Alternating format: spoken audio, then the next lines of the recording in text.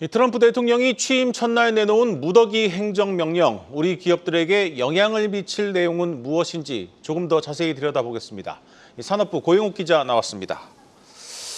고 기자, 사실 참 볼만한 장면이었던 것 같은데 먼저 이 트럼프의 행정명령 서명 어떻게 진행이 됐습니까?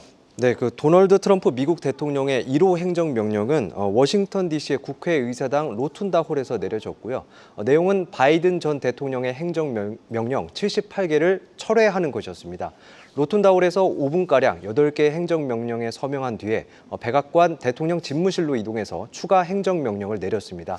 백악관에서는 각 명령의 내용과 관련해 현지 언론과 질의응답도 진행했습니다. 네, 트럼프 대통령이 취임 전에 역사적인 속도로 추진하겠다 이렇게 약속을 했는데 잘 지키는 것 같습니다. 오늘 트럼프가 서명한 행정명령들 좀 주요 내용도 한번 자세히 살펴보죠. 네, 우선 바이든 정부 시절에 전기차 산업 육성과 관련해 행정명령을 철회했습니다. 1,740억 달러, 우리 돈 약 250조 원을 투입해 2030년 미국에서 판매되는 신차 절반을 전기차가 차지하도록 지원하는 내용이었습니다.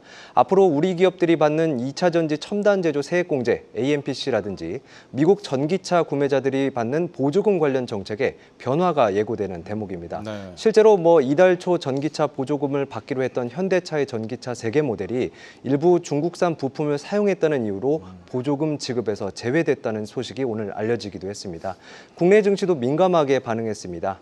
주요 2차 전지 회사인 LG에너지솔루션과 삼성 SDI 주가가 4%가량 빠졌고 에코프로 비행과 포스코 퓨처엠은 8% 넘게 하락했습니다. 사실 오늘 가장 큰 관심을 모았던 건 이 트럼프가 당선인 시절 예고했던 이 보편 관세 문제인데 또 계속 거론했던 캐나다와 멕시코에 대한 보복 관세 이런 내용들은 어떻게 되는 겁니까? 네, 맞습니다. 오늘 트럼프 대통령은 백악관에서 진행한 행정명령 서명식에서 다음 달 1일부로 캐나다와 멕시코에 25% 관세를 부과할 것으로 생각한다고 말했습니다. 네. 캐나다와 멕시코에서 불법 이민자와 또 불법 약물이 유입된다면서 현지 정부가 이를 막지 않으면 각각 25%의 관세를 매기겠다는 건데요. 우리나라는 1차 관세 폭탄을 다행히 피했지만 안심하기는 좀 이릅니다. 트럼프 대통령이 무역 협상을 담당하는 미국 무역 대표부에 오는 4월 1일까지 기존 무역 협정을 재검토하라고 지시하기도 했기 때문입니다. 네. 구체적으로 지목하지는 않았지만 한미 자유무역협정 FTA도 기존 무역협정이라는 점에서 검토 대상에 포함될 수도 있습니다. 트럼프 대통령은 앞서 2016년 대선에서 한미 FTA를 일자리 킬러라고 비난하면서 개정하겠다고 공언을 했고요. 또 실제로 재협상으로 이어진 바 있습니다. 한미 FTA에도 불구하고 미국이 20%의 보편 관세를 부과하면 우리나라의 연간 수출액이 최대 448억 달러, 우리 돈 약 65조 4천억 원이 줄어들 것이라는 분석도 나옵니다. 관세는 소비자가 부담하는 세금인 만큼 시행하면 물가를 자극할 가능성이 있습니다. 이렇게 되면 연방준비제도의 기준금리 결정에도 영향을 미칠 수 있습니다.